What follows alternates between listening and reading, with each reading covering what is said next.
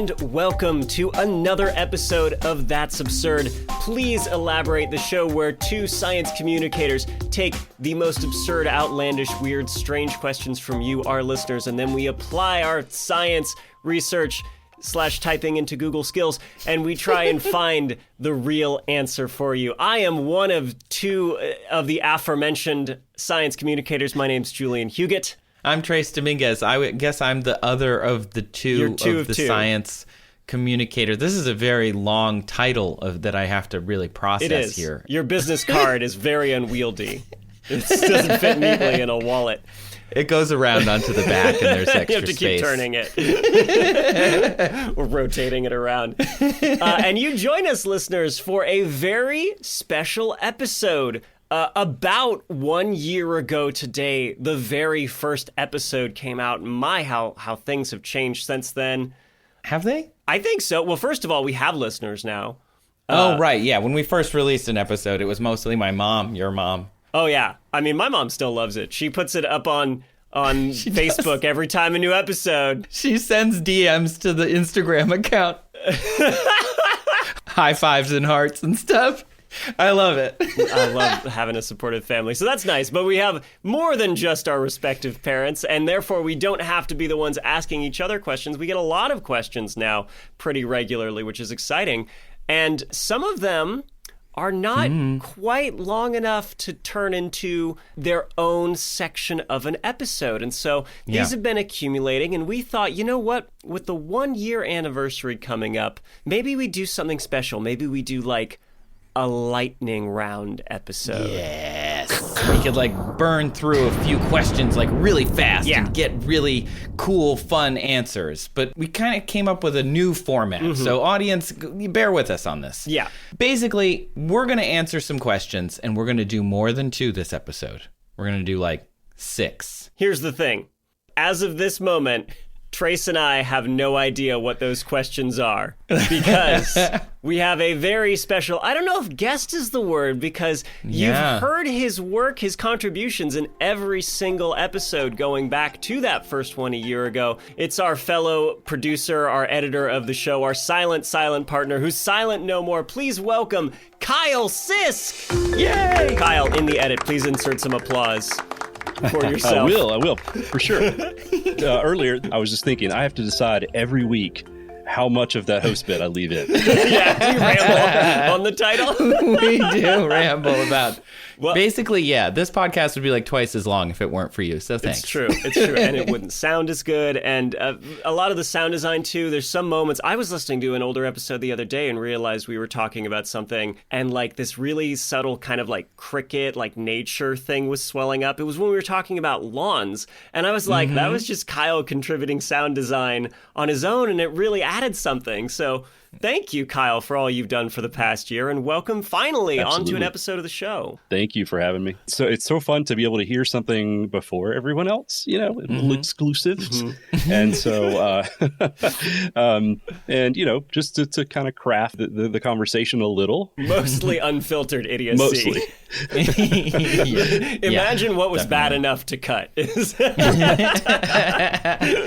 a lot. I'm sure it's a lot sometimes. Well, Kyle is going to be our MC for our lightning round Absurd-Iversary episode. Kyle has in secret selected 6 of these questions, and here's how it's going to work. First of all, we're going to flip a coin to determine who is going to tackle the first one. And then Kyle is going to tell either Trace or I that question, and it'll be up to us to find that answer in 5 minutes. Yeah, we have 5 minutes to Google or search or whatever it is that we need to do. I don't know, phone a friend if you have a physicist that you need to call or something. Do a journalism if you can do it in 5 minutes. And we can try and answer any of these questions however we can as quickly as possible. And then we have to answer it and give whatever the best answer that we can. We say this mainly because we're probably going to get some stuff wrong. Yeah. And that's okay. That's kind of the fun of this episode is we're going to go through these questions. We're hopefully going to give you satisfying answers, but man, oh man, are we idiots. So this is going to be really hard. We're really going to be on a time crunch. Go science now. Ah! So you guys gave me absolutely no guidelines on this at all. You were Yeah, just like, that sounds "Hey, right. That pick sounds like us. 6 or 8, and we'll roll with it." So some of these are a little more in depth than should be in a lightning round. One or two great. of these. Thanks, Kyle. Which I just wanted to, give a little extra challenge. I know you guys are up for it. Okay. Okay, so I guess let's just get started, That's Absurd-Iversary, lightning round.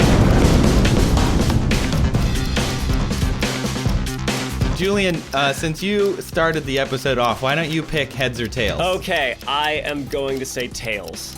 Hey Siri, flip a coin. It's tails. Woo! It's tails. Going first.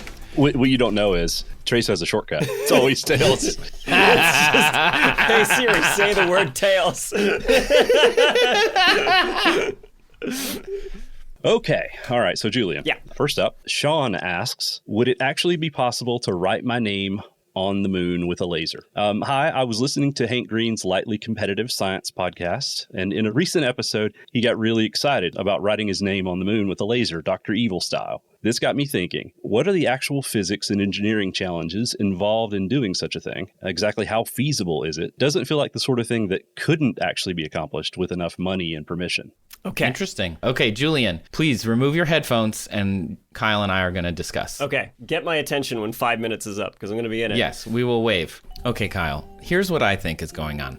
The problem with this is going to be focus. I remember learning once, if you shine a regular flashlight at the moon, the light kind of scatters all over the place. So it does actually reflect back, but it's so dim we can't really detect it without equipment. With a laser, of course, the Apollo astronauts dropped a reflector on the moon, so you could, if you could ostensibly point it at that exact bit, it will come back. But otherwise, by the time it comes back, it's something like hundreds of miles wide if you just shine it. Yeah, it's also extremely dim. I read somewhere that it was just a few photons by the time it gets back. Yeah. Are you familiar with a gobo? I don't know what that is. Okay, so on a stage light, a gobo is like a laser cut pattern that they'll put in front of the light, and it will display a shape. Okay, gotcha. You've probably seen them in hotel lobbies at conferences. Yeah. They'll have a light that shines and shows like the logo of the conference or whatever. Right. And so it's not like there's a tiny pattern in front of the laser. The way that those work is it's scanning. It's constantly moving. Yes, and it's moving so fast that we perceive it as one image. But the problem is that the laser would have to be huge. Yeah. And how are you going to move it that quickly? I don't think you can. Yeah. Oh, wow. So this is going back to my childhood a little bit. Do you remember when Pizza Hut claimed that they were going to put their logo on the moon? I vaguely remember this, but I don't remember the details. I remembered this. Like, as soon as I saw this question, I was like, oh, yeah, like Pizza Hut. And so I was curious to see how far back this went. Yeah. 1999 is when they wanted to do this. All right. So I read that the logo would need to be the size of Texas for it to be visible. To be visible to anyone not on the moon, even with a telescope. Jeez. At the time, scientists said that it would have cost hundreds of millions of dollars to just do it once. Yeah. I mean, I think the moral of the story is the moon is real far away. And even though it's very big, it's actually really small, like in the sky.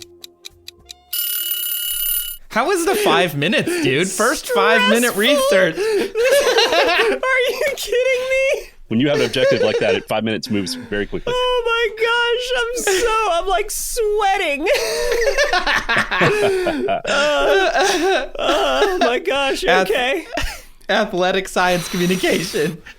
I feel like I just like burned through so many calories in my brain. Okay, so Sean, the question again, right, was like, would it be possible to etch your name on the moon with a laser? Okay, so first thing that I wanted to look into, all right, how does laser etching work, right? This is a thing that we can do on like, oh, I remember years ago, like my iPod. Oh, I can get it laser engraved. So cool, right? Like what's the principle behind that? And it's pretty simple. It's just literally vaporizing the material. It's just putting enough energy into this material to like turn it into a vapor, basically just boil it. So we could theoretically, of course, with a laser, etch stuff into the moon. And I even found a handy-dandy table of the vaporization temperature of certain materials. Oh. Including basalt, which is what the dark seas on the moon are made of. I could not believe my luck that this was on this table. I'm like, great, if we're gonna etch it into like the mare of the moon, like I've got at least something. Now the thing is, the vaporization temperature that's given is between 1 to 3 atmospheres of pressure, right? If I remember my chemistry, if the temperature is lower in the ambient temperature, then the vaporization temperature is also going to drop. But anyway, as a baseline, basalt's vaporization temperature is 2,960 degrees Celsius at 1 atmosphere, which means the kilojoules per gram that you have to put into basalt is 3.9 kilojoules. So that much energy to vaporize 1 gram of basalt. So I have like some basis of energy that I'm looking for, right? 3.9 kilojoules. Now, my question is, do we make lasers that powerful? And I mean, yeah, we totally do. The most powerful laser is apparently 20 petawatts. Oh, wow. So watts is a measurement of power, right? It's like how much energy over time. So 20 petawatts means it delivers a ton of energy, per Probably second. in a really short time, right? Like femtoseconds. Exactly. That's crazy. one way that you can raise a laser's power, basically, is by delivering the same amount of energy, but in less time, because it's, powers change in energy over time, shorter time, more power. Okay, great. But we have really powerful lasers. Now the question is, what is the challenge for actually shooting this laser at the moon and vaporizing this basalt? So with lasers, the power fades over distance, just like, everything. It depends on the quality of the beam itself, right? Like how just well your laser keeps that beam focused. The wavelength of the light you're using, a larger wavelength, is going to have more divergence. So you want to use like a dark blue or purple or ultraviolet laser. And then also something called beam waist radius, the spot of the focus of the laser beam, right? And then past that, it'll diverge. And then, of course, if we're shooting from Earth, you're going to have it traveling through the atmosphere, and, parts of the beam will scatter as it hits dust, clouds, whatever in the atmosphere, right? So you're going to have enough power by the time it gets to the moon's surface to still vaporize. Right. I think that's possible. I also think the other engineering challenge that I didn't look into is you're going to need incredibly fine control of this laser beam, right? If you want to etch your name, and I like maybe your signature, my signature is a mess. Like I've signed for things at like a fast food drive-thru, and the person like clowned me once. She's like, "Really? That's your signature?" And I'm like, "Yes, please be nice to me." Doctors get away with it. What's wrong? Yeah, it should have been just a doctor. say you're a doctor. Yeah, just excuse be like, you. I'm a doctor. I'm a doctor. Right. So, like, I think my signature would be easier to make on the moon. But if you had a nice-looking signature, you'd need this laser to have incredibly fine motion. Unless you're also writing it, like, very big, in which case you're going to use up a lot more energy as you're, like, writing across this larger surface with this larger signature. But in terms of, like, is it doable? Is it... Honestly, yeah, probably. I think that, our precision and our laser technology, I think we could conceivably write your name on the moon. Would there be a reason to do it? No. No, not really. Unless Street art, dude. Street art. Yeah. Although, like, all these billionaires that have their own space program, I'm surprised one of them didn't go like, and I'm going to write my name on the moon. I'm surprised there's not like a lander that's its whole job is to just go up there, land a probe, and then write the name. I honestly wondered if that was the direction you would go. Be like, well, why shoot it from Earth? Oh, well, I did consider, like, if we had a laser-based satellite, Or, yeah, you could go and I suppose, land something on the moon and etch it directly. Didn't think of that. Why not? Dang it. I am really annoyed. The Apollo 11 lander that's still there has a little plaque that has, like, oh, we humanity came to the moon, signed President Richard Nixon. And I'm like, I hate that Nixon gets to be the guy whose name's on the plaque on the moon forever. That's so annoying. It's very, the Queen died and there's a prime minister that's only in office for 2 weeks energy. Yeah. Yeah. Anyway, I think that's a pretty good answer. So the answer to Sean is, yeah, probably. Yeah, probably. Listen, based on my 5 minutes of research, I'm going to go with yes. Honestly, that's what we signed up for. Okay, next question. Wait, I want to know what you two were talking about when I was sweating my butt off over here. In 1999, Pizza Hut wanted to do it. They wanted to try this and publicly said they were going to. And the way that they were going to do it was a scanning laser. So it wasn't etching. It was just a display. Oh, just smart. It on them. What Kyle said the biggest problem is control of that laser, which you totally nailed. Mm-hmm. Mm-hmm. Yeah, I wanted to consider, like, is it possible at all just with the laser power that we have to vaporize basalt? Yeah, apparently. But yeah, then the consideration is, although I do like the idea of a scanning. Depending on the phase of the moon, you would have a lot better luck. New moon. Yeah. But you'd need a really powerful laser.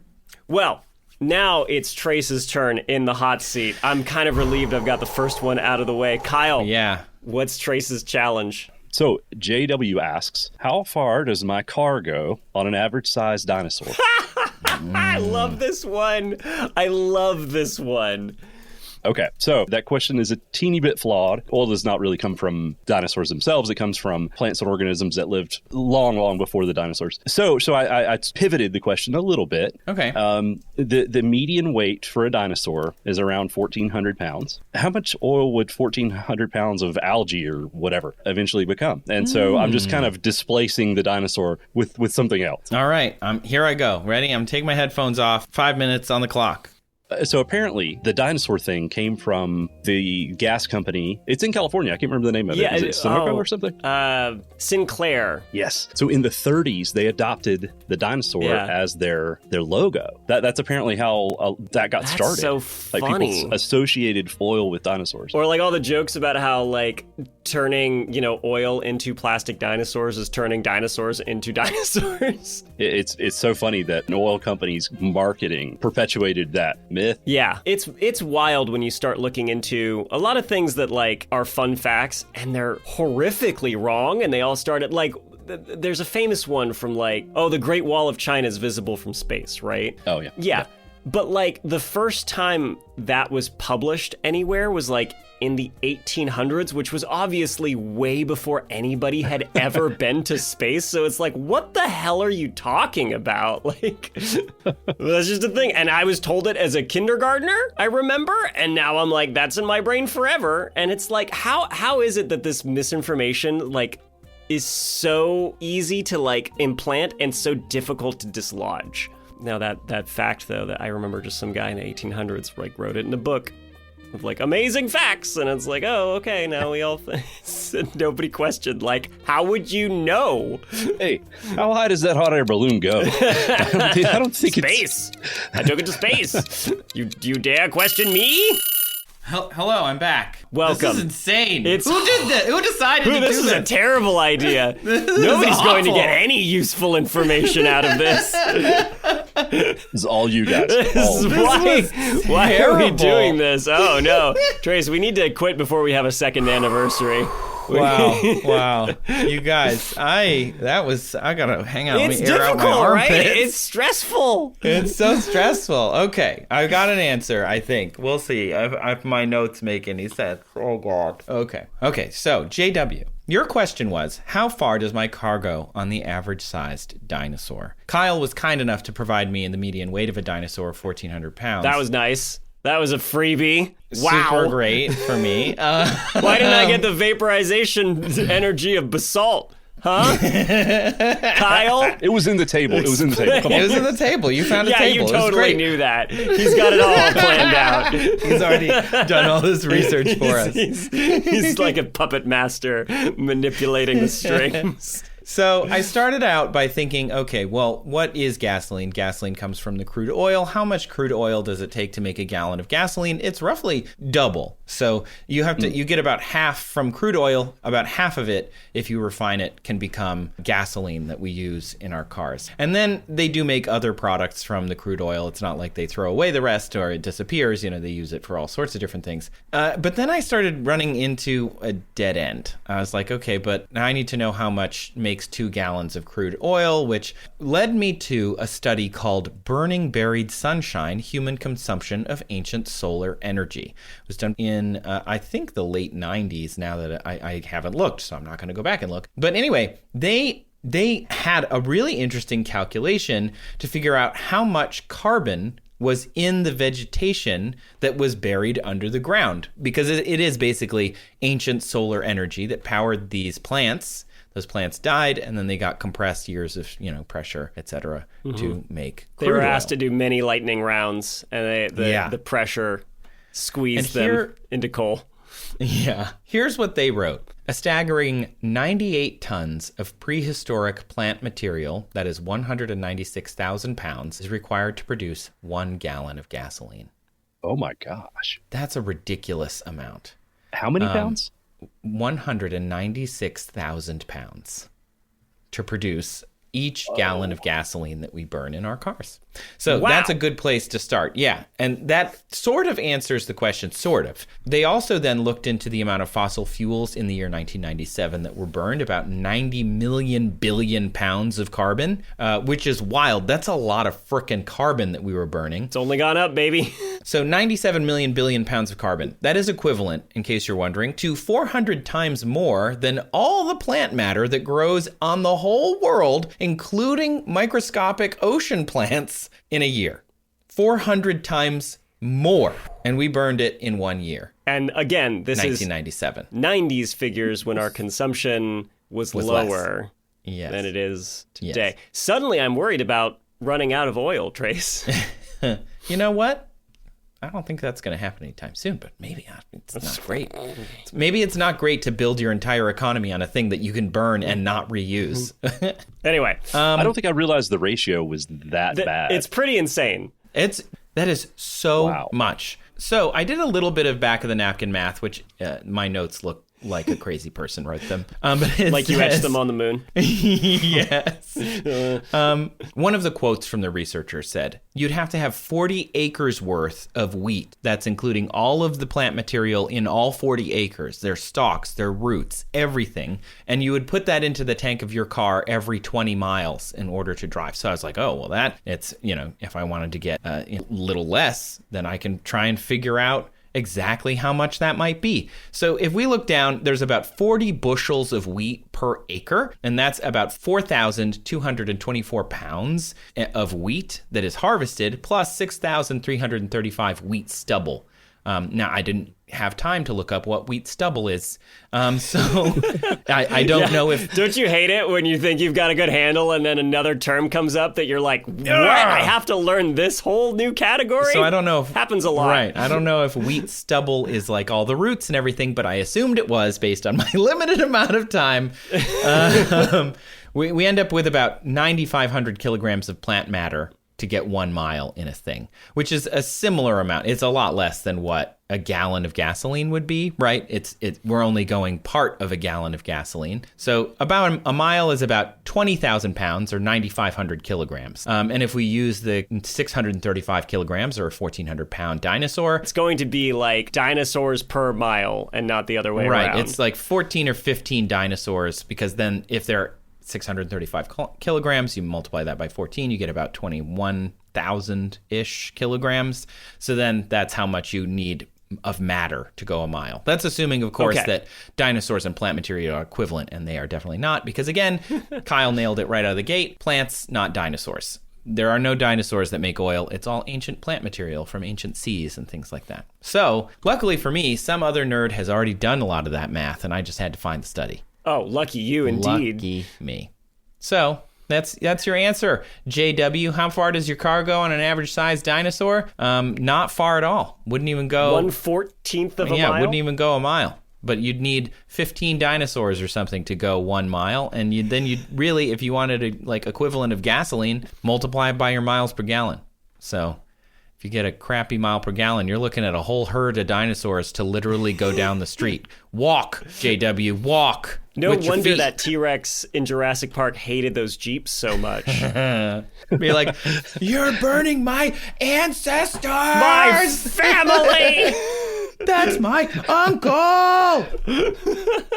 Okay, I expected like a gallon. Yeah. I really did. I thought it would be like, 1,400 pounds to... It's not even close. No, it's a ridiculous amount. I mean, that 98 tons of prehistoric buried plant material is required to produce each gallon of gasoline. I was like, that's it. I found the answer. From here, I can work with a lot, but that is so much. 196,000 pounds. That's 196,000 freedom units is 89,000 kilograms? That's a lot of plant material to make 1 gallon of gasoline. Now, if you think about all that gallons of gasoline that we're burning, like how many gallons you put in your car, that's how many millions of plants every time you fill up. That's incredible. It's crazy. This is a crazy system we have built. Do not do this anymore. Let's stop. I don't know, guys. I don't think this is sustainable. Yeah, no. Now, I'm no expert. Something's telling me. Now, I've done a total of 5 minutes of research, but I think... Have you ever looked at the range of dinosaur weights, by the way? No. You know what? Tell me more, Kyle. I haven't. Tell me more, yeah. I found a table. The lowest is about 5 pounds. Okay. Yeah.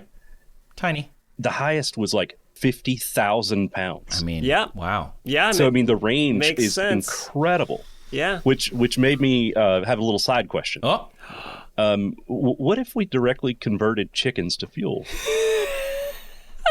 I don't know how that works. I don't know if you just like squeeze the hell out of them and it's oil, or if it's like a calories to miles per gallon. I don't know. Just squeeze. I mean, squeeze Kyle, the I think we chicken. cut out the middleman and just go with corn. We've already done that. The chicken eats corn. That's true. I know this podcast. You should send that question to. Yeah, right. The issue, right, is like the fuel that we burn is a hydrocarbon, right? It's like a long chain of carbons and hydrogens, right? And that, when you combine it with oxygen and then you ignite it, you release the energy in those bonds.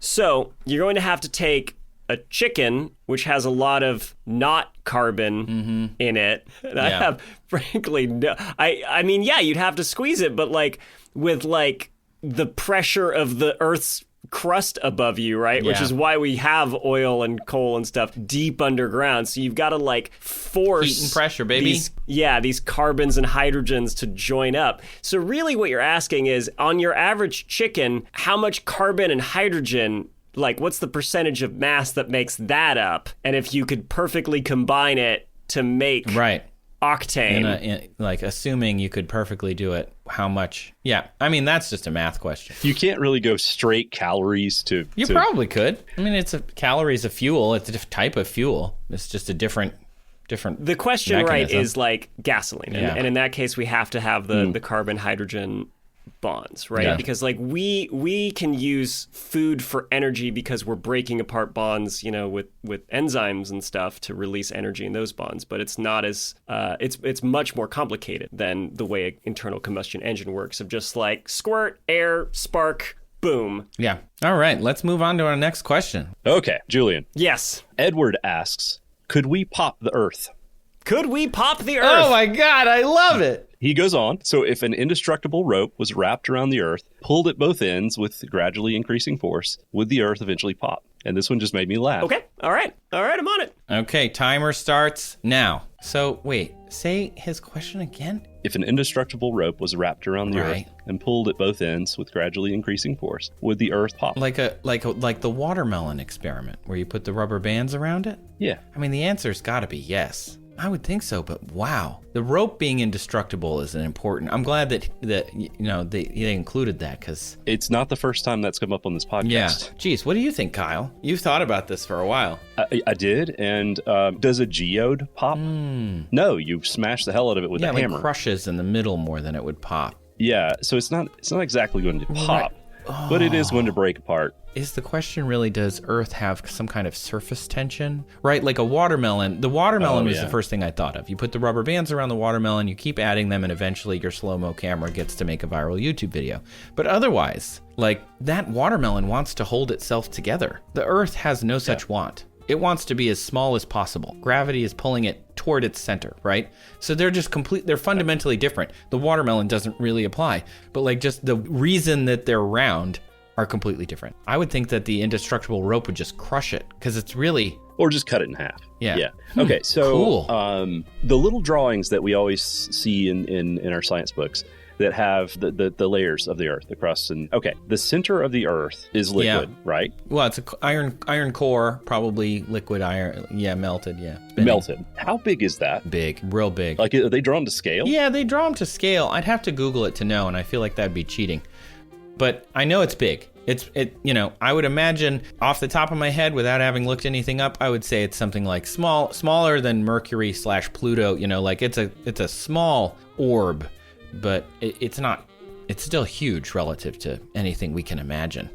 The crust is so thin. Like, we think of it as thick because we're teeny tiny little, not even ants, like bacteria on the surface of the Earth, but like, it's so thin. If you squished the Earth, like if you were a celestial from the Marvel movies and you just smushed the Earth with your hands, it would probably flex, right? Like, it would probably be like, brong, brong, brong, because it's mostly liquid, like molten, not liquid. Okay. Sorry, pedants. Right. Yeah. Side question. So we've got this rope. It pull relatively hard. Yeah. Do our volcanoes pop like zits all over the world? This is a great question, and honestly, a really good B movie. Zit volcano. I mean, whether it's a rope or Thanos' hands or whatever, if you squish it. Is like molten material going to come out of the cracks and the volcanoes? And like, I would think that would be the first step. Wow. Yeah. And would that count as popping? What is popping? Man, this podcast brings up a lot of questions. I think of internal pressure. Yeah. Like a balloon. Yeah, Something that is pushing on its outside, and that's the exact opposite of how the Earth is working. Or again, like surface tension, where like the balloon, if you poke it, you've broken the surface tension and let out everything inside. Oh, I'm interested. We got 10 seconds left. The 5 minutes goes so fast. All right. 3, 2, 1. Welcome back, Julian. I just want to say, I think I had the answer about 2 minutes ago. I was just double checking. Hey, that's right. That's my boy right there. Science communicate. We had a really interesting talk about this question, so I'm excited for this answer. Okay, so Edward's question was, specifically, we need to take like a unbreakable cable of some kind, right? Mm-hmm. And we wrap it around the Earth, and then we just start ratcheting up pressure, right? I don't know, like we twist some like end of it with a big stick, I don't know, and we just keep adding pressure. Does the Earth pop? Edward, no. Dun, dun, dun. Definitively. I'm sure of this. Definitively? I'm What? sure of this. Whoa. And I took some inspiration from an episode that I wasn't on. Yeah. The one hosted with Matt Kroll when you asked about ice skating. Yeah. Right. Oh, wow. Now, you remember, originally, for a long time, the explanation, the hypothesis on how ice skating worked was the skater puts their body weight on that very narrow point of the skate's blade, right? Right. Well, technically, as a hockey player, I have to say, there's two edges. There's an inside edge and an outside edge. But anyway, so there's these two very narrow edges on either side of that metal, right? You concentrate all that force into a small area, which is pressure, right? Force over an area, that's pressure. So because the area is very small, you have high pressure, right? Right. Now, the thinking was back then that causes the ice to melt because ice is less dense in its solid form. So when you put pressure on it and actually compact it, you turn it back into a liquid. So that explanation, as discussed in that episode with Trace, we know that's not how it works. But the principle is not still invalid. That's still true. There's demonstrations you can see where people will take like a block of ice and they'll have like a thin wire. They'll press down with all their body weight on this wire, and the wire will carve through this ice. I think of the Earth in this scenario in a similar way. If we have this cable, this magical, mithril, indestructible cable, and we're using it to ratchet up the pressure and we keep upping it and upping it and upping it, we're not going to pop the Earth like if you were to do that with an egg or something. And we're not going to like melt through the crust either, but I do think we'll start slicing through it, like at a local level where this cable is digging into this rock, it's gonna start cracking through it and slicing through it. What? And you're just gonna keep basically burrowing deeper and deeper and deeper into the earth. Now, here's what I think is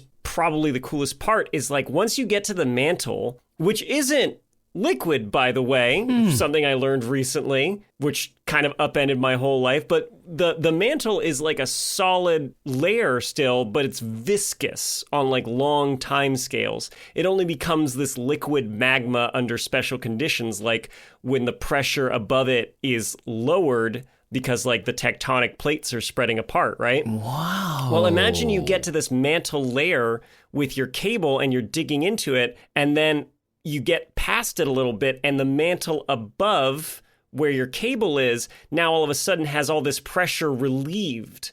Then it's going to turn into a liquid, a magma, or I guess lava if it's exposed to the surface, right? And so it's probably going to flow up into this giant like gash that you've made and start resealing that hole with volcanic rock. Whoa. Right?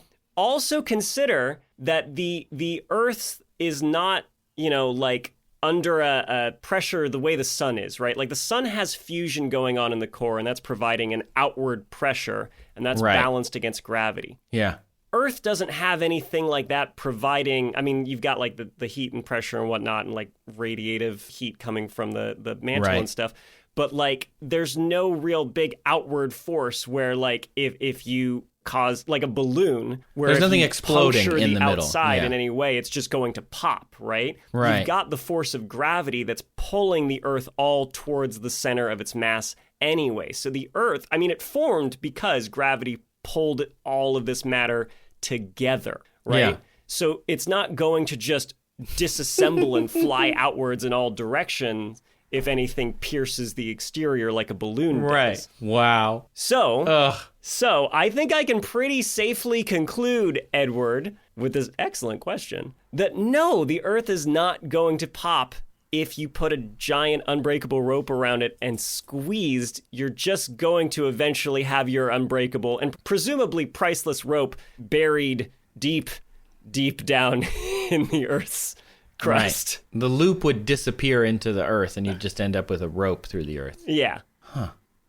You can't even cut the earth in half. So not only can you not pop it, you can't cut it in half. Right. Not in this method. You wind up just skewering the earth. Gravity just pulls it back together again. Even if the lava didn't, or the molten material didn't re-solidify, it would still want to stay a ball. Yeah. If you slice the Earth in half, you'd probably need to do it really quick and then like separate the halves so they could form their own half. Well, and separate them far enough that their spheres. mutual gravity doesn't Pull them together. I mean, they would pull themselves together again anyway. Even if you put them somewhere else. And then give it enough time and it'll form a sphere again because obviously we have enough mass. That's so cool. Julian, that's so cool. Okay. I did not expect that at all. I did not either. Yeah, that was awesome. At first I was like, why not? And then I was like, wait, consider the physics. Think for a minute. No. I don't see any reason why that would pop the Earth. Now that we're about halfway through, let's take a quick break and we'll be right back. Julian, give me your best dinosaur roar. Oh God, an asteroid! It's horrible! Wow, that was not where I expected that to go. We're popping in before the show to tell you about I Know Dino. It's a dinosaur podcast. You know, we think of those dinosaurs being this thing that's been dead for tens of millions of years. Even so, studying dinosaurs can still teach us stuff that is relevant to the world today. Yeah, like climate models to help us understand global warming. Migration patterns of dinosaur lineages, they tell us about about Earth's changing continents. We can also study dinosaur diets, what plants lived then, and maybe what animals and how they interact. And, this is super cool, many dinosaur injuries, paleopathologies, they're the first known occurrences of diseases. And they talk about all this kind of stuff on I Know Dino. It comes out every week with new dinosaur stories that you're not going to hear anywhere else. Like, I hadn't heard of a lot of these, which is pretty cool. You can find I Know Dino on Apple Podcasts, Spotify, wherever podcasts are. And if you found us, you can probably find them. Go check them out.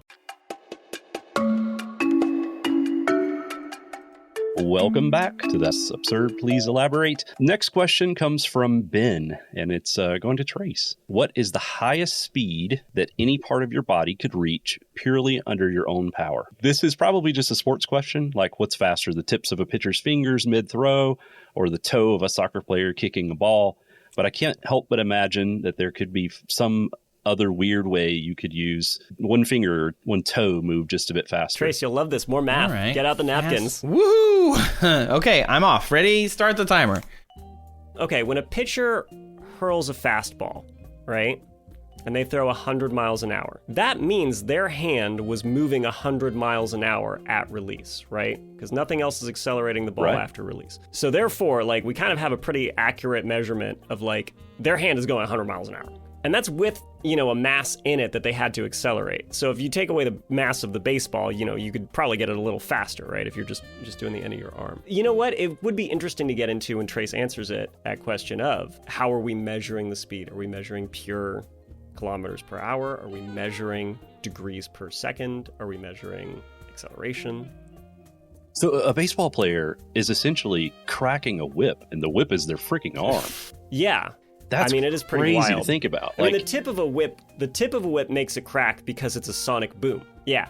And the speed of sound at sea level is about 740 miles an hour. So that's pretty wild. But so that's how fast that tip of the whip is going. Yeah. That's amazing. Oh, God, that would hurt so much. And when you think about it, your arm is not your longest limb, and your arm muscles are not your strongest muscles. So, like, I'm thinking about your leg. How fast could you get the tip of your foot going? I don't know. I'm not a kinesiologist. Kinesiology is always tough for me whenever I have an answer related to it. And more importantly, how fast can you make it go and still slow it down without breaking your leg? Yeah, right? Because that's an important bit as well. Snap that sucker right off. All right, should we bring Trace back? Yes. Hello. I think this one went well. I feel pretty confident in my answer. We'll just have to see how you like it. Okay, so Ben, the highest speed any part of a body could reach under their own power. Most people are going to go immediately to sports, which I get, fingertip, toe, that all makes sense because, and for people who may not know, you have your wingspan or you have your length of your leg, and if you swing your leg, then your toe is moving really fast relative to the joint of your hip, and your joint of your shoulder is moving very slow relative to the tip of your finger, right? Your actual movement distance, or the speed is, distance traveled over time, is much faster. Right. So the fastest kick that I could find was about 136 miles an hour, and it's Holy smokes. not in sports. Whoa. Though, it's like fighting in like fighting sports and martial arts. So about 200 and some kilometers per hour. The average fart, as we learned, is about 11 or 6.8 miles per hour. Because I was trying to think outside the box. I'm like, there's got to be something that moves more quickly that maybe we throw or is like under our own power, something that's moving. Flick a booger. Flicking a booger. A boxer punches at about 35 miles an hour, about 55 kilometers an hour. So those are all pretty fast, right? The kick of a martial artist being 136 is pretty ridiculous. But when you throw a baseball, that's also really, really fast. The fastest thing in the human body was the first thing that I searched for. And that comes out actually as the muscles that control eye blinking. Okay. The thing is, it depends how we're thinking about speed, right? I knew you were going to say that. This is reaction time. Kyle, did I say that? Did I say that? You said did. that. Nailed it. Is the fastest thing in the human body is the orbicularis oculi, and it snaps the eye shut in less than 100 milliseconds. Less than that. So less than 0.1 seconds. Very, very, very fast. It takes about a third of a second to complete the whole blink, but most of that is the opening of it. The closing of it is extremely quick.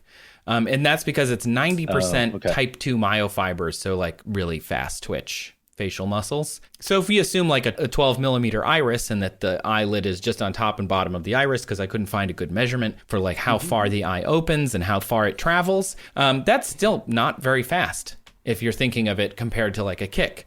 It's only like 0.2 miles an hour because it's not going very far. So then I found the Journal of the Royal Society interface, which they say something else is faster than an eye blink even. A finger snap. So they think the highest speed any body part could reach under its own power might be the finger snap because it moves across the finger in 7 milliseconds, and it's actually quite a lot of speed. They said it's 7,800 degrees of movement per second, which is 3 times faster than a pro baseball player throws a baseball at 100 miles an hour. So like that's very fast, way faster than things would move. But they used an arm instead of a fingertip. So I think we really come down to like, this is one of those math questions that you could just dig into forever, and a sports scientist would just pick a person and then measure that person's speed, the speed of that person's fingertip. Because if you took the tallest person in the world, 8 feet 1 inch, and had that wingspan, just naturally spinning in a circle, it's going to be way faster than someone with a wingspan of 6 feet, or somebody with a wingspan of 4 feet. They're all the speed is going to be something that you could calculate, and there probably is a top speed of that. But like, if you got a baseball player who's also 7 feet tall and could throw really fast, like their fingertips are going to move way faster than you would even assume. Like the big unit Randy Johnson, if anybody's a baseball fan. Yeah, exactly. Guy was huge. Right, huge exactly. And like Hall of Fame pitcher. Yeah, and Kyle and I actually discussed this a little bit while you were doing the research because we couldn't help ourselves. And we actually said exactly a lot of this stuff. Like, yes, your finger is going like so fast, but what are we defining the speed as? Are we defining it in meters per second, or are we defining it in degrees per second, right? How fast this rotation actually goes around a circle. And to get speed in meters per second, you'd have to multiply the distance of the limb or the finger or whatever, and that degrees per second. So even though a baseball player's arm isn't rotating as many degrees per second because it's so much longer than a finger, the speed at the tips is faster. But wait. A professional baseball pitcher snapping mid-pitching motion. Yep. See, that's it. See, I was actually... That has to be it. I didn't get to it, but I think it might be something else. I think it might be a professional Olympic gymnast doing a spin in the air, or a figure skater doing a spin on the ice. I didn't get to that in my research because there's so many different things that you could go and be like, well, which one's the longest one? Which one's the furthest from our center of gravity? Because that's all you need. It's not about what sport you use, and it's not even really about how fast they are. It's what is the thing that spins the quickest and is furthest from the center point. And I would argue if you have 2 Olympic figure skaters and one is holding the other one while they fly through the air, the tip of their, I guess they wouldn't be under their power, but the tips of their bodies, if they spin, are going to be moving quite quickly. Like they can do 4 spins. The best spinners can do 4 spins in a second. So it's just like you're talking a ridiculous amount of just degrees of movement in a short period. Actually, that's a great point. So the thing about how gymnasts spin and figure skaters spin, right, you'll notice that like they seem like they can twirl really, really, really fast. And that's because of the conservation of angular momentum that they're taking advantage of, right? So they're spinning fast already, and then they tuck in. So they're spinning even faster. Right, because the formula for angular momentum is your mass times your velocity times your radius. Their mass isn't changing, obviously, but if their radius gets smaller, their velocity then the goes up. velocity of the spin has to get bigger. Yeah. So if they snap while they do that... If they snap their fingers... if they tuck in and then they snap, and you could measure the if they speed snap of their finger while they're tucking. Yeah. So they're accelerating as they're snapping. Then I think that would be the fastest you could probably go under your. That's really cool. I'm glad we got to the same place. Like I was telling Julian, I was teaching my son how to snap, and when I saw this question, that's immediately what I thought of was I can't think of anything that I can do that's faster. Like I said, I'm not super confident in my math, so when I do math questions, I take a long time to make sure that I quadruple check everything and then run it through, Wolfram Alpha or wherever, because I don't want to mess it up. I started thinking about it more like the playing the music rather than writing the music, or like they said in Oppenheimer, right? Instead of doing the math, do you like see the music of it? And I feel like that's where my head goes when I try to see the music, is like, who spins the fastest? It's not. I also do think, and this is, a little sidebar, I think we tend to think of men kicking, punching, and throwing as opposed to people who aren't always men spinning and like dancing. Like, right. Ballerinas spin really frickin' fast and their legs are out. We don't think of that as speed, but it's very fast. When you said the bit about music, it made me think. I'm from the South, and so there's a lot of guitar picking and banjo picking that happens around. And some of that is incredibly fast. Yeah. I mean, even in the 5 minutes I was doing research, a lot of the stuff that comes up is like, again, macho things, because it's competitive and it's like quick draws and punches and, stuff like that. Well, cool. I appreciate how you tackled that one. Thank you. All right. Kyle, what is Julian's third and final lightning round question? Oh, the stress. I'm so glad it's almost over. Okay. Mark asks, what is the best food to make a house out of? Oh. What? I love this one. Oh. Interesting. Julian, how come you get this one? Mark goes on. My partner was trying to stand her burrito on its end to see how long it would stay standing. I know exactly this feeling. Yeah, that's... And it got me to thinking that burritos would be a terrible construction material. Unless you make them into logs. Wait, don't answer my question for me, Trace. Go on, Kyle. Sorry. Then I thought, well, if burritos are out, what else should I use? I feel like the classic gingerbread house is a terrible choice because it would dissolve in the rain.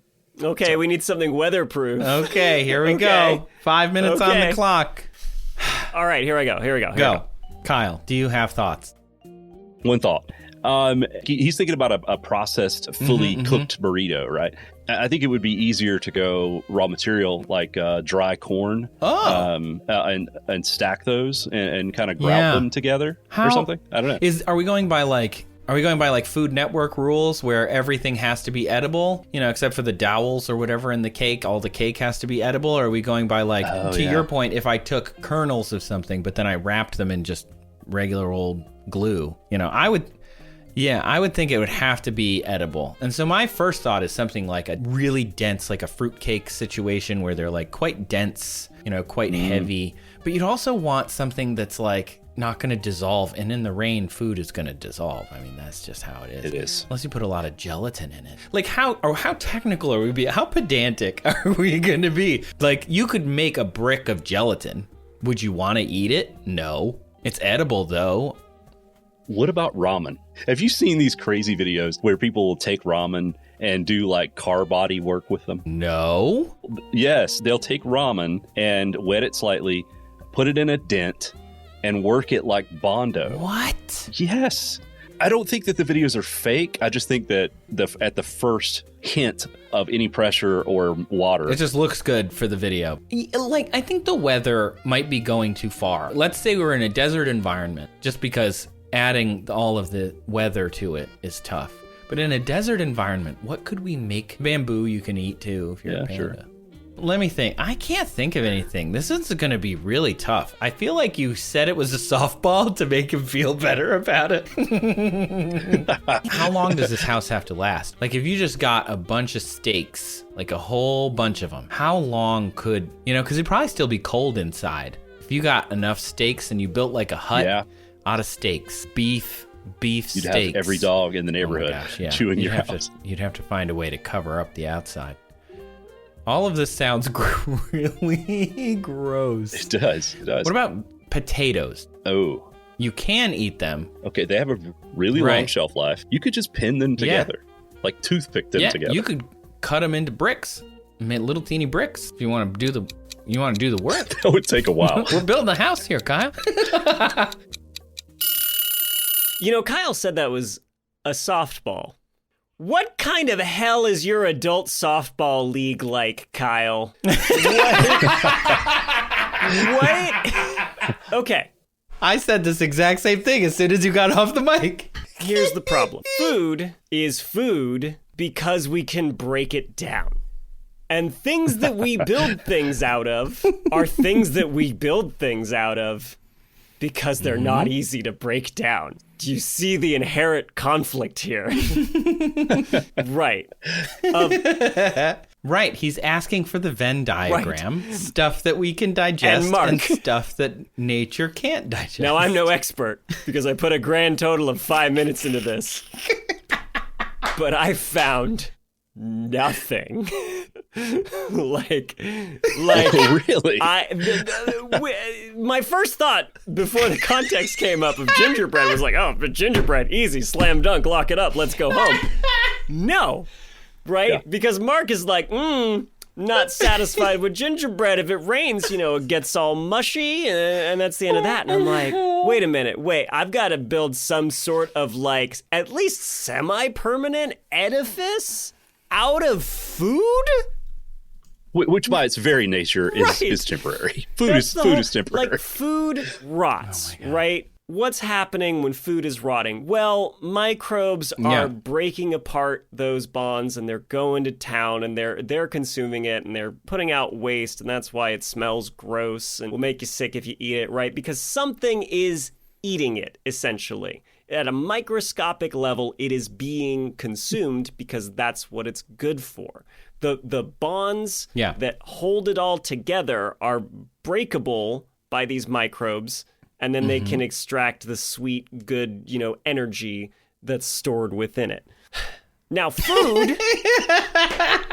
Julian, are you just defining food over and over again? Okay, now building material, right? Like wood, okay? Wood, cellulose, these plant fibers are held together. They're made of a lot. I've said this, I feel like, multiple times on the show, right? But they're fundamentally, the building blocks are the same between like plant fiber and plant starch, but the way that they are combined together is much more difficult to break. And that's why it's not worth it for you to actually digest it and pull it apart, right? Unless you didn't have any other source of food, like your termite or something. But like, if your option is like, ooh, all these readily available sugars in an apple, or the frickin' trunk of the apple tree, it's easier to go for the apple.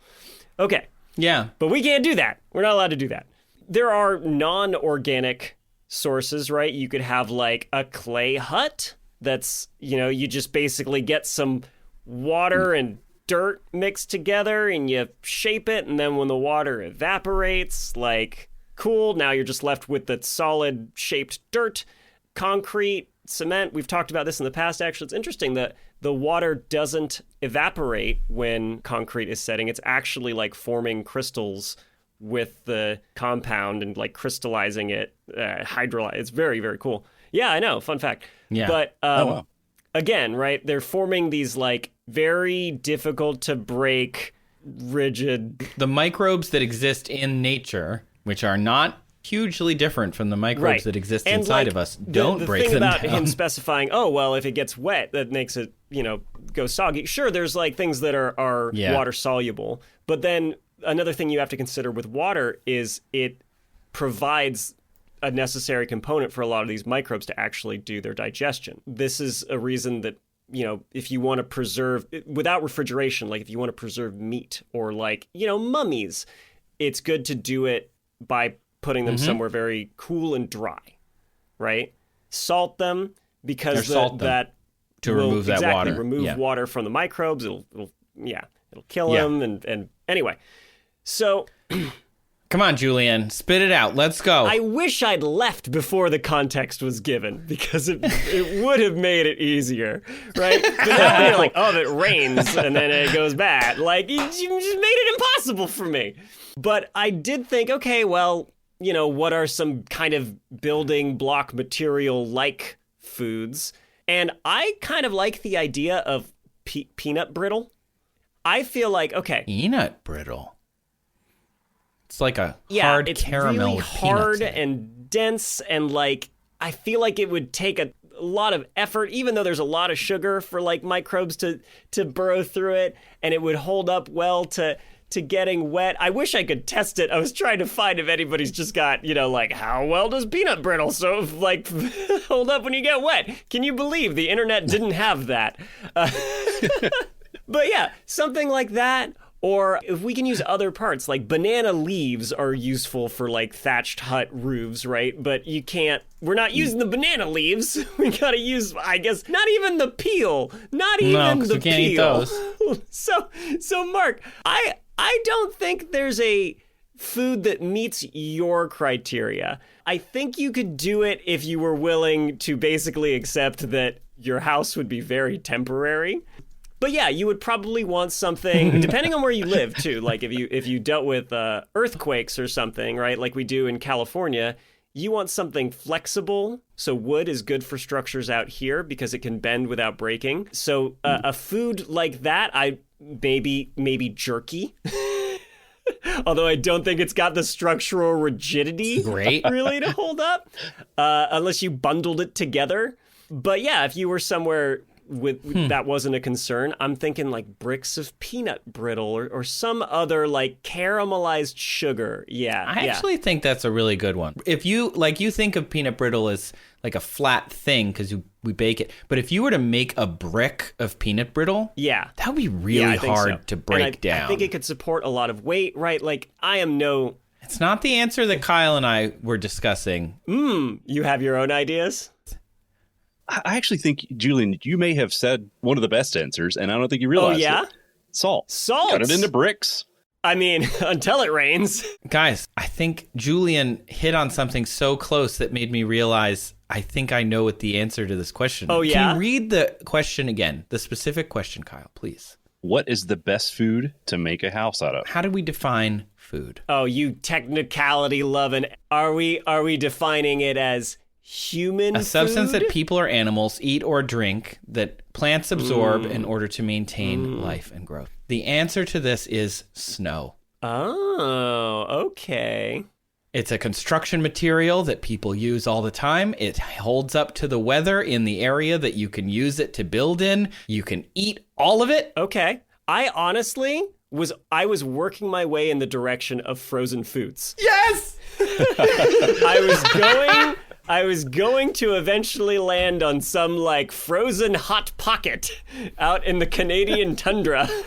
So, like, if you want bricks, because I'm thinking he's thinking, burrito like a brick would be terrible, right? Like, but yeah, let's cut out the middleman.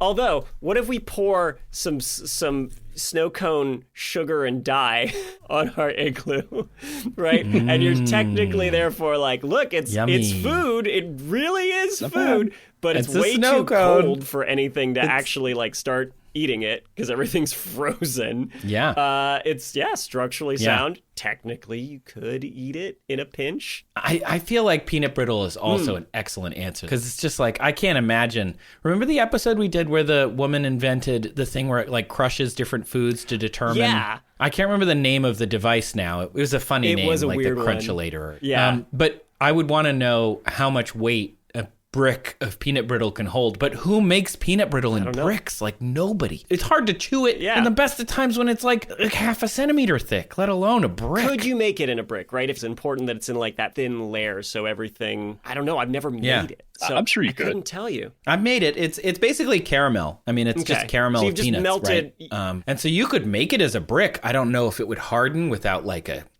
industrial sized kiln, but if you were trying to if you were needed to, this was cloudy with a chance of peanut brittle and you were trying to make the food products into things, I think it's a great answer. But honestly, I think you kind of saved me there with snow cone, some kind. Kyle's idea of salt is fascinating right up until it rains, and then all those bonds dissolve. Oh boy. Okay, I'm just glad that my time is done, and with I guess relative softball. Thank you for the assist, Kyle. Yeah, Kyle. Please, Kyle, be kind. Kyle, what's Trace's last question? What's my question, Kyle? Trace. Yeah.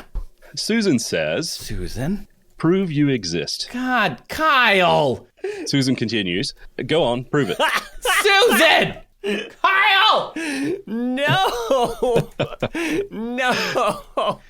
I can't close on this much existential dread. Oh, God. No! All right, Kyle, set the timer. 5 minutes. Thanks, man. Okay, here I go. Headphones off. Bye. Oh my gosh. I was thinking about the how do you tell an alien Left? which way is Yeah. left? And this is so much worse. So much worse. It's really more a philosophical question. I hate this. I love him chiming in occasionally. That's hilarious. I'm racking my brain. I don't even know where I'd start. I'm thinking about like the Turing test and all of these like existential external metrics that we use to judge sentience, and like all of that stuff is subjective. Right, and not only that, but again, you're talking about sentience, but like a computer exists. If the computer fails the Turing test, it still exists, right? Or True. we agree that it does, but how do we prove? I'm just sitting here. I can't hear you, but I'm just sitting here staring at the screen thinking. One way that I would prove that I exist is to step on a scale, to go outside and show you my shadow. Here's where my mind goes after that. I don't know if I can prove that I exist to you, because I don't know if I can prove that you exist to me. Like, could you be a hallucination totally imagined? Absolutely. All of it could be. That's an interesting response to Susan. Yeah. Prove it to who? Yeah. To you? How do I prove that even you exist? How do I prove? Do I have any gravitational pull? Yes, you do. If you have mass, That's an objective way to measure it. I suppose. Yeah. I mean, we have to make some certain assumptions, right? Like that the people we're proving it to are real, that the laws of physics that we've learned are all, that we're not in like a simulation, like. And if we were in a simulation, the rules of physics would be very convenient. Think about Kerbal Space Program, and they've essentially replicated physics in a piece of software. I did a long time ago. I worked for a channel that we were trying to start called Play Noggin, where we took video games and tried to explain scientific concepts. And like, I tried to tackle the "are we in a simulation" kind of thought experiment with Minecraft. And I was like, look, in Minecraft, use the rules of the established world to make a functioning computer that makes a simulacrum of Minecraft, right? So like, you're just burning processing power, at every level that you go down, right? Because like, it's getting less and less efficient. But like, so long as the world has established rules, right? Like a lot of games just fake the physics, It just says like, oh, and so there's ways to break it. Like old games before they had physics engines, it's like, okay, yeah, like you could drop stuff, but then if you walked off the map where there's no floor anymore, you don't fall forever. You're just like floating because there's nothing down really. I don't know. Stuff like that. Yeah. I also imagine somebody using this argument to get out of like a speeding ticket. Like, officer, you can't prove I was speeding because you cannot prove my existence. Your time is up, if you even have time to begin with. God. If time exists. What is at all. time? I don't even know. Did you have fun with this? Because I had no idea where to start, and I was really glad it wasn't my question. You think you do? I think I actually have an answer. Like, I think I have a good answer. I'm excited about this. Okay, let me just smack my face a little bit. Here we go. Okay. So the philosophers Chalmers and Searle have said that you cannot have objectivity. And just as a reminder, the question is, prove you exist with additional information of go on, prove it. Thank you, Susan. According to these philosophers, everything is subjective, right? However, then scientists come along and they start to create what we think of as objective reality, this like Newtonian physics, and you start to build this reality of like, oh, we can observe these things. They are real. We can feel them. We can see their effects, right? Particles have mass, charge, and other intrinsic properties. No matter how you measure them, they are there. However, over time, and I started Googling things and found research about philosophy and proving you exist is very complicated. And it's very cool right now to use, I was going to say gauche. It's very gauche right now to use that we have no free will and that there's and it actually doesn't mean what I thought it meant, but it's sort of, I meant it as a derisive way of saying cute. Like, it's very cute to be like, well, there's no objectivity and everything is subjective and there's no free will. And it's just part of this sort of dystopian feeling that a lot of people have in a post-pandemic adjustment place. And I get that. I feel it too. And there are things that happen when we are not there that we see the results of. And so thus there is objectivity in the Neurotransmissions, another YouTube channel, commented on a Reddit thread about almost this exact topic. And I like them a lot. They said, one way to look at it is that there isn't any objectivity, but the real question is if humans or any living thing are incapable of objectivity, then is objectivity real? Does it only exist in a theoretical landscape? Is it possible there's no such thing as objectivity? And so then I started thinking about it as like, okay, well, relativity showed that, and quantum mechanics showed the observer is the reality. You observe a particle and it changes when you observe it, and no one else can observe it the way that you observed it. I feel like I'm rambling, but the idea here is to prove that I exist. And so if a particle changes upon my observation, did I not change it? I don't know. I don't know. I honestly don't know.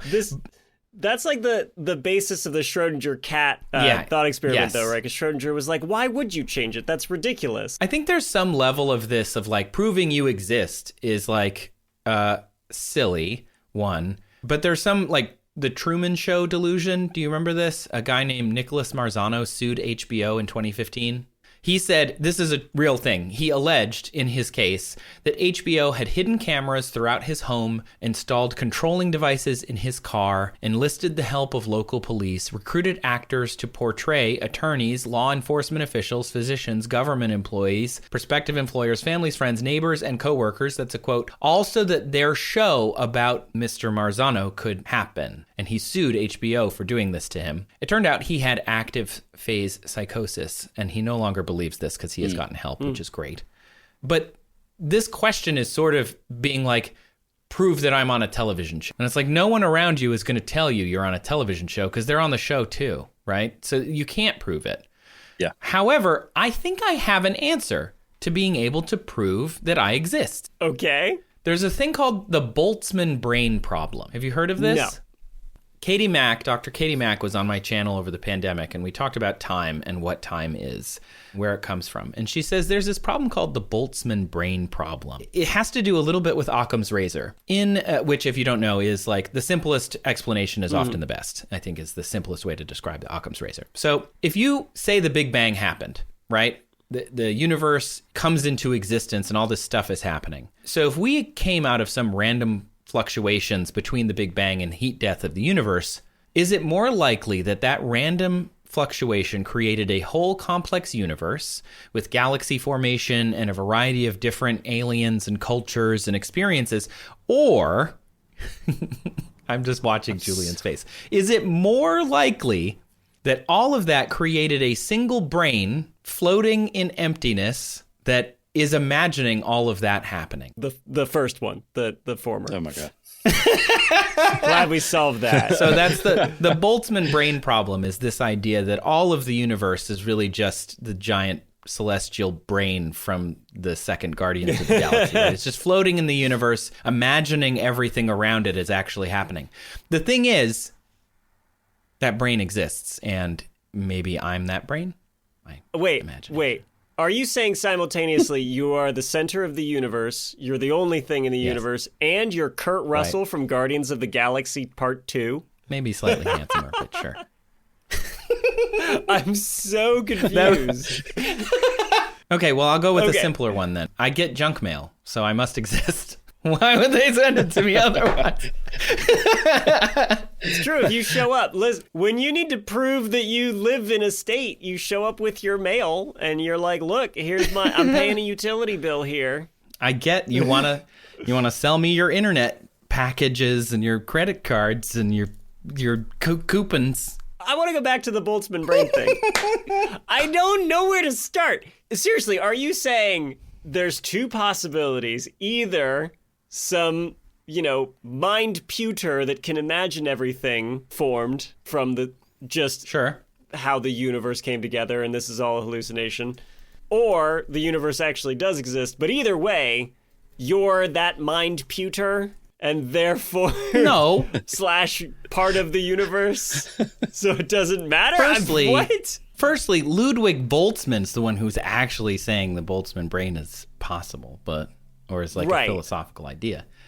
I'm just saying, if there is a Boltzmann brain and we are a product of that thing, which we can't disprove, that Boltzmann brain exists. So wouldn't I, by even like the imagining of the Boltzmann brain is the Boltzmann brain's proof of its existence. If it didn't exist, it wouldn't be imagining everything that's happening. So maybe I'm not the Boltzmann's brain. We're just products of it. But you are some like synaptic firing within the Boltzmann brain. Which means the Boltzmann brain exists. But even if you're a product of synapses firing, would you say then that like the synapse firing is you and therefore in some way you exist? You know? Yeah. Like I'm thinking of it this way. If a person has hallucinations and they hear voices, right? Like those voices don't belong to a person, but they exist in the form of signals in their brain? Right. If we're really touchy about the definition of existing? Sure. Why not? Do you think rainbows exist? Yeah, right. It's perception. And when I want people to stop talking about whatever inane things they're talking about and talk about the inane thing that I want to talk about, I usually just say like, well, rainbows don't even exist. Inane bows. And they're like, what are you talking about? I've seen so many rainbows. And I'm like, yeah, but you wouldn't have seen it if you were 100 feet to your left or right, maybe, or like a mile to your left. That rainbow's not there because it only exists. You just happen to be where that light converged in your eyeball and made you think there was a rainbow in the distance. And then they fight about it, and it's fun. Well, you heard it here first, folks. You exist, but rainbows don't. Rainbows are a lie.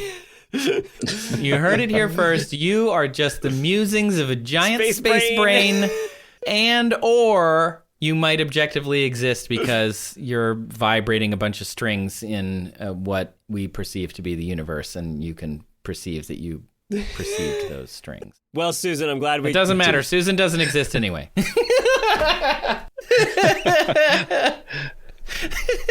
Well, that was phenomenal, Trace. Thank you so much. Sorry about that. Kyle, thank you for picking those questions. Absolutely. That was so much fun. This was a great lightning round. It was so stressful. I need a shower. I'm going to be looking into the answers of all of these for like the rest of the day, just to like double, triple check, you know? I didn't expect you guys to get so stressed about them. And now I sort of see inside your world. We care. You do. And this was fun for me, not so much for you. I loved it. I'm so glad. Well, I'm so glad. Yeah, Kyle, thanks for joining us. Thanks for being a part of, the show for the last year. We're so glad that we could actually have you on so people could like hear you and like get to appreciate everything that you do. And thank you for being our MC for the lightning round. Well, thank you for having me. Hopefully they appreciate you as much as we appreciate you, now that you have tortured us publicly in front of them. It's not public yet. We can still bury this thing. You're going to make yourself look so... You're going to give yourself, like, the best filters. You'll be like, hey, I'm Kyle. The Morgan Freeman voice changer. Well, with that, I think we should wrap up this extra long episode of That's Absurd, Please Elaborate. But before we do, I really want to thank all of you out there for listening to the show for the last year. We do this just for fun. We do this because we like each other. We like learning new things and obviously talking about them. You could tell, hopefully, from this episode that this is really just something we love. And to have other people out there in the world love it too is very meaningful. So thank you for listening to this. For a whole year, we've been able to make this. And now that we're weekly, holy wow, we're going to make a lot more of it. So I really hope you continue to tell your friends about the show, give us reviews and ratings, and tell us how you feel. And make sure you send in those questions because now we need 52 of them every year in order to keep the show going. So we need 104 because we do 2 a week. Oh no. See, I told you, math, it's not my thing. Just thanks, Julian. You're listening to That's Absurd, Please Elaborate. And this show was created, written, and produced by all 3 of us. Julian Huguet, Kyle Sisk, and me, Trace, that other guy. Special thanks to the listeners who submitted questions featured in this episode: Sean, JW, Edward, Ben, Mark, and Susan. If you'd like to submit, look for the form in the show notes, or you could email us at hello@that'sabsurdshow.com. If you go to that website, you can also ask us a question there, that'sabsurdshow.com/ask. And once again, keep them rolling in. They make us laugh, and they make the show possible. Like we always say, if you're gonna build a house out of food, use potato bricks. Like my dad always told me. Like my dad always said, son, You exist because I say you exist. my brain floating in soup brought you into this world, and I can imagine you out.